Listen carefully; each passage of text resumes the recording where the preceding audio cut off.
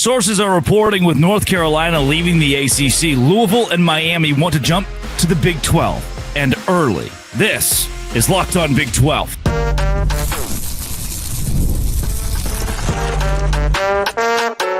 You are Locked On Big 12, your daily podcast on the Big 12 Conference. Part of the Locked On Podcast Network, your team every day. Happy realignment, everybody. I'm Drake Toll from America's #1 Big 12 podcast, Locked On Big 12. That's Cameron Stewart of Locked On Baylor, our expansion expert out of Chicago, just under the Big 10 headquarters. Thanks for making our shows your first listen every single day. New reports out that the Big 12 will scoop up Louisville and Miami and faster than once expected in the wake of North Carolina leaving the ACC. We'll tackle that first. Then Dave Aranda, the Baylor head coach, gave the weirdest press conference answer we've heard since Mike Leach, and it may be even weirder than that. Was it okay? Is he okay? And then Ren Baker of West Virginia told Oklahoma no. The Big 12 starting to get a little leverage against the SEC. Their athletic director is staying in Morgantown and not going back to his roots. If you hit subscribe, we get to keep our jobs. Cam, this is big. It's from inside the Big 12, and it says the UNC bombshell in confirmation that they will go to the SEC or the Big 10 or somewhere else that's not the ACC. They're motivated to leave early, has now, in turn, motivated Louisville and Miami to announce a jump to the Big 12 early. Everyone in the ACC knows that it's over. This is the domino effect of what North Carolina just did. North Carolina's not even, they're not the big one. Clemson is, or Florida State is. So the fact that your third team, your fourth team, they're already the ones trying to push the envelope here. It shows this process is moving faster than once expected, and the Big 12 is going to reap the benefit of the bigger brands that don't go SEC or Big 10. Big time, man. Big time. We have circled 2030. That's when the college football world explodes, mainly on the Atlantic coast and a couple thousand miles away in California, Bay Area. That's when it's done. Like that's when the ACC is toast. And it's funny, like we've talked the last couple of years about how Yormark came in and basically just destroyed the Pac-12 right away. And he knew that was probably going to blow up pretty quickly. But in a way, he really took a lot of the ACC's power too, right? By doing that, renegotiating the TV deal early. And it looked like, oh, he did it a year ahead of the Pac-12, but really he did it a couple of years ahead of the ACC. And now they're kind of up a creek without a paddle. I was talking about this with my dad this weekend, big ACC guy. Yeah. Named his only biological son after a stadium in the ACC. That's how ACC we're talking about this guy is. And he's like, they're cooked. They're done. I got them on the Blackstone Grill out back. They're cooked. And it was born out of this conversation we had about Memphis last week. And like the Big 12 is in a really good spot. Big 12 doesn't need to expand, but the ACC is going to blow up, man. Again, Miami, like SEC ain't calling. You're a good school, good brand, good athletic department, good enough. Miami and Louisville, Big 10 ain't calling. SEC ain't calling. Like, we have a lifeline for you. We've got a TV contract for you. We've got like actual guaranteed money. And where the ACC really screwed up is these teams can just leave for pennies on the dollar. That's where the Big 12 was also prolific when Brett Yormark came in, was putting in those big major buyouts. But 2030 is starting to feel a little bit closer than originally thought, because I think we're maybe talking about 2026, 27 before we're talking about 2030.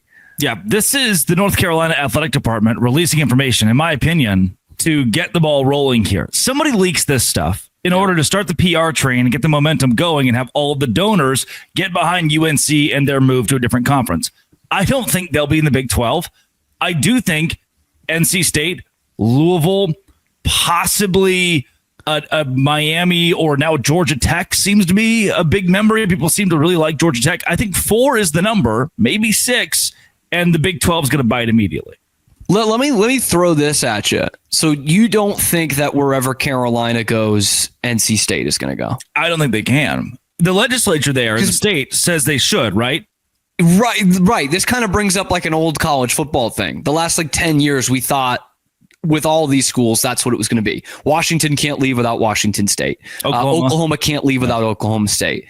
And that's just been debunked so much to the point where if North Carolina is going to leave, they are much more likely to take Duke with them, their biggest rival and a completely different school in terms of, it's a small private school versus a major state school. Then they're much more likely to take Duke than they are NC State, I think, right? I think so. And Duke carries a much bigger brand internationally than NC State. And football revenue might not be there. They're investing in it. They're trying to get there. But basketball is going to be king at Duke, and that's not a problem. Yeah, and at that point, if you're the SEC, it's a free hit. Like you've got the football brands. Obviously, that is still at the end of the day, you make money in football. And, we all know that. Like that's the starting point. But if it's kind of like how the Big 12 looks at Gonzaga, right? Like, all right, we're all set there, but we can bring in one of the college basketball brands like Gonzaga or UConn is the other team the Big 12 is looking at. Same story. You're not getting much of anything in football, but you're kind of okay there. And the SEC is definitely very okay there. That you bring in Bill Belichick and Carolina and Duke basketball. That's a humongous step for what has been a very good basketball conference the last few years. Yeah, then maybe you ask the question too, if you're the SEC and you want to get to 22 or 20, or what is Kansas to you? What is that's trying to unravel the Big 12 and create the best basketball conference in the country? If you're the Big 12 conference, do you see the picture of that one Cal wide receiver and just add them automatically? Like, is that your litmus test of, they can make them bigger, faster, and stronger out there? Yeah, I guess. I guess. Louisville's a great fit for the league. I think Miami is just in a spot where they're not Miami, they're Coral Gables, and they haven't won anything in a long time. And the Big Ten and the SEC probably aren't ready for that. They can't rely on results from 2003 when it's 2025 or 2026. And so they seem like the right fit for the Big 12. I think SMU, Stanford, Cal, I don't know, and I don't think I want them. Yeah, I don't. And, it's funny. Like we were just talking about it with the SEC. It's a free hit for them to add these schools. For the Big 12, we're obviously in a great place, but it's not a free hit.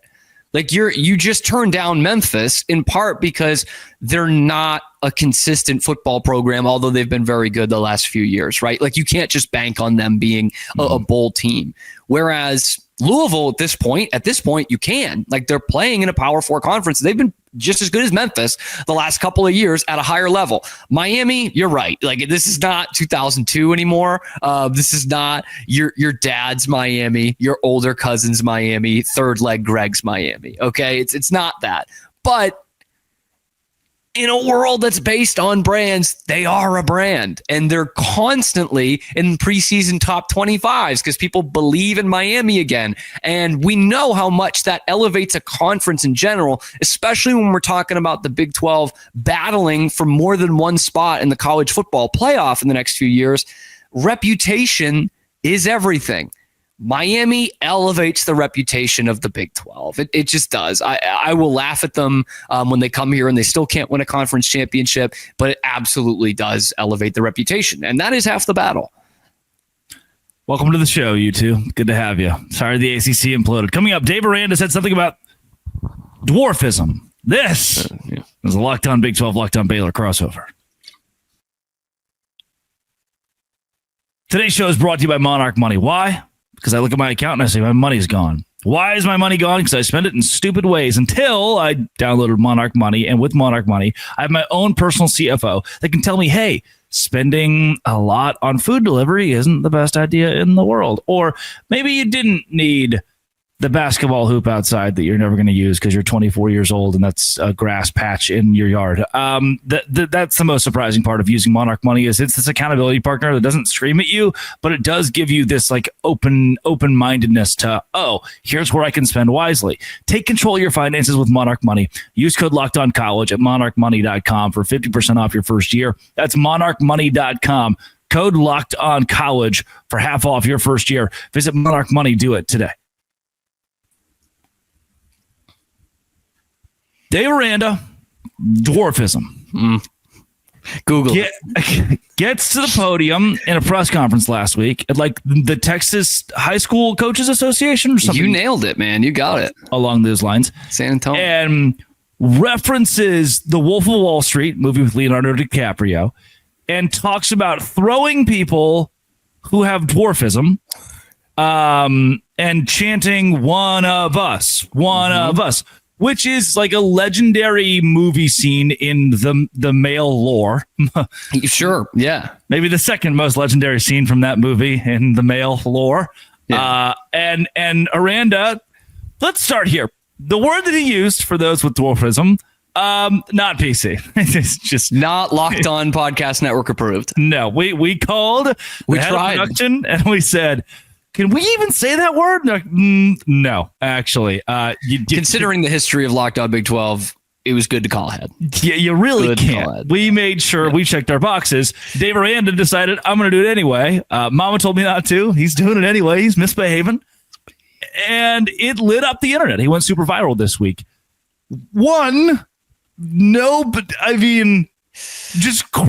He's not on Twitter. I don't even know if he has a TV. I really don't. So he's got some way of watching these R-rated films. Yeah, he has a Blu-ray player. I'm not sure how in touch he is with social norms, literally at all, and terms that are acceptable and unacceptable. But this one blew up, and it's one of the most insane things that I think I've heard a coach say from a podium. It is. We've done 5 years of bizarre, Dave Aranda. This has to be the most bizarre because here, let's put us in the context here. You and I have both listened to Dave Aranda pretty much every time he's talked since he's taken over as the Baylor head coach. I am the king of forced analogies. I talked about this on my show earlier. I'm the king of forced analogies.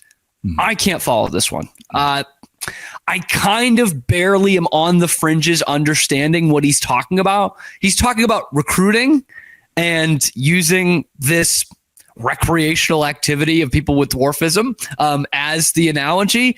But this is a tough one. In fact, I'm still thinking about it days later. I don't feel like I'm any closer on this one. The Berenstein Bears, like that did make sense. I knew what he was talking about there. Yeah. This one, I'm not quite there. I'm not quite grasping it. You know, do you feel you have a beat on this one? It seemed like what's so interesting about the answer, and again, we cannot play the answer on this show for multiple reasons. That's a very touchy. There's a lot there. It seemed like he began the answer, realized quickly, A, he couldn't explain it well. B, he may be saying something that's kind of offensive. You can see in his eyes, he was like, "Ooh, how do I back my way out of this?" It was very like Michael Scott. Sometimes I start saying something and I don't really know where it's going. Like clearly in the middle of that, you're like, everyone in the room must have been Shehan Jayaraj, I'm sure in the back, like, what's going on here? And like everyone kind of perking up, trying to see where he goes with this. And it doesn't really go anywhere. But instead of shutting it down and be like, you know what? I can't. He decides to continue to say the word ad nauseum. He really makes sure. See, like if like Dave seems like a very nice guy. I don't think he would sit here and say like he's a stand-up comedian or anything. Like if you have kind of a funny charm, you can play that off. You could be like, you know what? It's probably not good where that one's going. And then just reframe your answer. Dave doesn't do that. Dave does not do that. He doubles down and uses it again. But I think it's more offensive that answer didn't make any sense. I think correct. If we take the non-PC word that he used for those with dwarfism and even the idea of throwing people who have dwarfism, if we take that out, it still didn't make any sense at all. And it makes me wonder if David K just didn't change his batteries. If he didn't just unlock the box, get a couple more in there. You gotta recode that thing, man. Lithium ion, and Dave's back. The Tom Brady commercial. Is this? So it leads to this question for me, and I've said this since probably year one of Aranda. If I'm in that locker room, most of the stuff he says, I'm like, what the hell was going through? It's funny though. Like I talked about this on my show too. It's like he is in a weird way like a total genius when it comes to this. Yes, he's a great coordinator. Because he's a genius at talking to the media in the weirdest way possible because he takes that completely seriously. Like, part of me just thinks this whole thing is a bit every time he does something like that. But like, we haven't heard a weird, bizarre analogy like that in a couple years. His first F-bomb on the ESPN Plus Baylor Plus deal was like, whoa, we don't get that. Who's this Dave Aranda? What did they do the other part of the program? Yeah. That was part of it. That we haven't think. I was saying we just haven't heard something weird like this the last couple of years. We've heard some bad stuff. Like, we've heard some dumb things, we weren't ready to play for like 6 weeks in a row, or, we had a great week of practice as we fall to 3-9. Like, we've heard that. But the Berenstain Bears came out when they were winning the Big 12 and winning the Sugar Bowl and favorites to win the Big 12. And now it's back again. So it's almost like cyclical. Is it time to start putting money on the Baylor Bears? Because we've gotten just the most bizarre answer in a tenure of bizarre answers. This is like, this is the 85 Bears of bizarre Dave Aranda answers. This was dominant.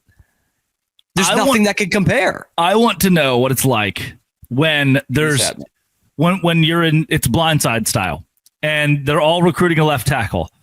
And Dave gets to walk in the room first, and there's just a line of coaches outside the door. It's Dion. Dion's over there, and Drink and Kiffin, and Dave gives the analogy of those with dwarfism being tossed, which we do not condone, to said recruit. And then as he exits the room, Dion sits down, goes, I don't know what the hell any of that was. Dude, I would give anything, like a year's salary, which is like $53. Like, I would give all the money I have to see him one-on-one with a recruit in a recruit's living room. Yeah. Because they all love him. Like, all these kids that are getting recruited. Like, obviously you mostly get recruited by the position coach, right? Yeah. And they're like, then I met with Coach Aranda and I was so in. I was like, really? Wow. Are you still reading children's books? Fascinating. Now we've gone from children's books literally to one of the most graphic movies of the year, 2013, do you 2012. Like, Dave sits down on the couch, which I think a buddy movie with him and Dion would really a road be solid. trip movie. Do you think they have to go to the ACC meetings to sell the Louisville and Miami to come to the Big 12? For some reason, it has to be Deion Sanders and Dave Aranda. It's all running through my head. Go ahead. Sorry. I wonder if when trains and automobiles, Deion just Dave would hate Deion, and then Dave grows to love him by the end of the movie. Oh yeah. It also makes me think of, if you're a recruit and Willie Fritz walks in there and says, we're going to make you a great man. We're going to make you an even better person than a football player. And then Dave Aranda walks in and goes, you ever seen Wolf of Wall Street? You're 17. Leans back in the chair. He's like, let me shoot you straight. He just gives, what was your favorite scene? What's your favorite Scorsese movie? I know what you're thinking. Not that one. The other one. Coming up, Ren Baker tells Oklahoma, no. Locked on Big 12. Today's show is brought to you by Game Time. Why? Because Game Time is exactly where I get my tickets. Did you know it's really just not that hard to go to an MLB game anymore? By and large, people are stopping doing that. And so Game Time's like, dude, dog, please, just take these. Up to 60% off with their killer last-minute deals. You can go to whatever MLB game that you want to, because Game Time has all of the games on their platform, and you can buy them in zone deals, picking the best seats in your section for you. Panoramic seat views. Game Time, price is what you pay. No hidden fees. Take the guesswork out of buying concert show tickets with Game Time. Download the Game Time app. Create an account. Use code LOCKEDONCollege for $20 off your first purchase. Terms apply. Again, create an account. Redeem code LOCKEDONCollege for $20 off. Download the Game Time app today. Last minute tickets, lowest prices. That's guaranteed with Game Time. Ren Baker, staying in West Virginia. I was at Big 12 Media Days. I should say, you're from a small town. I'm from a small town. Yep. West Virginia is one of the most underrepresented schools in the Big 12 Conference. They have been treated as an outlier by many when there was a 10-team league. They were the odd man out from a travel standpoint, no convenient games to get to, just kind of a brutal existence for a fan base that deserves the world. Then you have just a real rough go at it with coaches. From Dana Holgerson out the door to Neil Brown, who never really represented West Virginia, to Darian DeVries, who comes in. He's a used car salesman. He leaves. it just felt par for the course for a fan base so beaten down that Ren Baker would go to Oklahoma. Like, I've got roots there. This is it. See, please understand. This is, for the first time in a little bit, and Rich Rod's kind of a piece of this, a guy saying, look, I'm proud of West Virginia and proud to be West Virginia. I'm going to represent you for maybe less money, for maybe less fame, for maybe less whatever clout in college athletics, but I'm a West Virginia Mountaineer. One, I think it's very cool. Two, I think it's even cooler that the Big 12, an athletic director in our conference, just told one of the big power programs in the nation, no. We talked a lot about movies in this episode. Talked a little Wolf of Wall Street. Can I give you a movie that came out 2 years before that this made me think of? Rudy. Close. Greatest baseball movie ever. That's Moneyball. Oh. Billy Beane turning down the Boston Red Sox at the end to become the highest paid GM in the history of Major League Baseball. And he's like, no, because it doesn't really matter if I do it with them. Even though they hadn't won the World Series in 84 years at that point, whatever. He's like, it doesn't matter if I do it with them. If I do it with Oakland, it means something. And I don't often bring that into real life because that's so rare. Like those of us who watch college sports, pro sports, like that's fantasy stuff, right? But that's all I could help thinking of when it came to Ren Baker here was like, if I do it at West Virginia, like that means something. And again, this is like extraneous stuff, but it is sentimental stuff. But I think he's also probably got a point to prove, like the movie F1 2025. He feels like he's got a point to prove, like what you're talking about. Neil Brown is not his best choice. It's not his worst. It's somewhere in between. Coaches leave for other jobs. And he's sitting there thinking, we are the outcast here. Like we're the Oakland A's. We're not really supposed to be in this conference. Not that we hate them, but we're not really supposed to be in this. West Virginia is not really supposed to be in this conference, all told. We are like constantly laughed at, spit on as a school, as an athletics program, as a damn state. And I think he's sitting there thinking, I could go to Oklahoma and do it, and that'd be fine. Kind of like what Scott Drew's flirted with for years. I could go to Kentucky and win, sure. Yeah. But if I do it here, that really proves something. And like, is West Virginia athletic department, is it as good a job as Oklahoma on paper? No. I think most West Virginia fans will tell you that too. We're not. That's absolutely not. But it's not a bad gig. WVU, that's not a bad gig. It's pretty awesome. They have absolutely every ability to compete for a conference championship in football and most years in men's basketball. And damned if that baseball program hasn't reached heights it's never reached before under Ren Baker. You know what I mean? Like you look at the revenue sports, they can win in those. And they got a heck of a fan base. Women's basketball too. That's the fan base. It's the fan base for me. Because we've been to Gaylord Family Stadium. That's singing country roads, man. I was looking around. This stuck at the P troughs. Mighty Oklahoma. West Virginia, you're right in saying it doesn't necessarily feel like it wasn't home in the Big 12 for those 10 teams. I think now, as we have this weird conglomerate of Cincinnati and UCF, and as you have added even Arizona, the broader it gets, the more everyone feels so disassociated with what the Big 12 means. Yeah. Right. Everyone's this hodgepodge. You threw the kitchen there. I think the fan base is what sets West Virginia apart from most even Big 12 schools, because there are fan bases like Texas Tech who have been here for a long time, but only really shown we're going to pack out Jones AT&T every game in these last 2 or 3 years under Joey McGuire. Mm-hmm. You didn't have that in the Matt Wells era.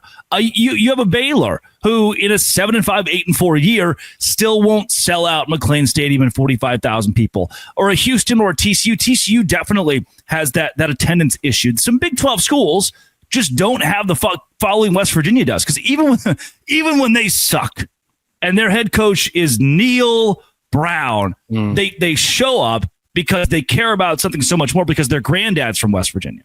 If you went to TCU, one of your parents went to A&M, the other one went to TCU, both your grandparents went to UT. This isn't, you grew up in Highland Park. If you go to West Virginia, You very well may have grown up in Morgantown and be a first-generation college student. Not to say they don't exist elsewhere, but that's so big for West Virginia. And I think that fan base is the reason you tell an Oklahoma no to stay in the Big 12 and stay at WVU. Yeah. And like one of the best compliments I can give to a fan base absolutely fits West Virginia, and it doesn't fit a ton of teams in this conference. But like, let's just say you're in a Big 12 town on a Saturday in the fall and Team X has a home game. If they're playing West Virginia, you know it right away. Like there's no doubt as to who they're playing this weekend because West Virginia people are everywhere. they're taking over your hotels. They're giving money to your local businesses and they're wearing their Mountaineers gear around everywhere. Like that is something that I don't know, man. If TCU comes into town to play Iowa State, is there some doubt there? Probably. Like, oh, I don't know who they're playing this weekend. Or Utah goes to play Oklahoma State. You're probably like, who they got? Who they got on Saturday? West Virginia, you don't have that. You don't have that problem. You know by Thursday evening who they're playing on Saturday because they're everywhere. And damn, I love West Virginia. Can I just say, like the school, I want to beat them all the time. But like the state, I love that place, man. Yeah. I want to wrap my arms around West Virginia. The people. It's the people. Shout out to Jerry West. Shout out to Brad Paisley, man. Mountaineer Paul. Shout out to Mountaineer Paul. Jimbo Fisher, Nick Saban. Nick Saban, man. Rich Rodriguez. They do it different out there, man. That's a politician. I don't know. We'll see. I have such a soft spot. Sarah Palin. I have such a soft spot. I think that's right. Yeah. For West Virginia because of what they represent and because of how unique they are in college. Almost heaven, man. Because, okay, if we're talking like GDP, West Virginia and Idaho probably aren't that far off as a state, right? Yeah, the potato is doing better than coal right now, though. So and so you're looking at the Idaho Vandals. They're not giving you too much. They're not getting West Virginia's doing a lot, and to that point, it is amazing that they've been able to keep up. Yeah, in the ever change, like keep up and thrive. I mean, they've never really dipped out of a power conference. When they were the Big East, that was Power 5. This was. They've for a state that small. And without a real crop of talent, like let's be honest, sure, you don't fill a team with guys from West Virginia that they've been able to keep up this whole time. The Big 12 might be a step too far just because of what they've done in the dozen years here. But does it feel that way? Does it feel like West Virginia's not capable of winning this conference? I don't think so. I mean, not this year, but like in general, I have them at like 10th in the Big 12, maybe 9th. That's pretty good. You're buying the Nears, man. I'm buying Houston. I'm buying Utah now. I'm buying West Virginia. I'm even buying Baylor. That one of these is not like the other. That's a good move. Had like some CTE in the offseason or something. I must you have just heard Dave Aranda do a Wolf of Wall Street, and you're buying. Yep. May have gotten hit with one of those that was being thrown. Well, slight fellas. That's Cameron Stewart of Locked On Baylor. At Real Cam Stewart. This has been, it always will be, Locked On. Thanks for making it your first listen every single day. Crossover with Baylor and Dose Grande.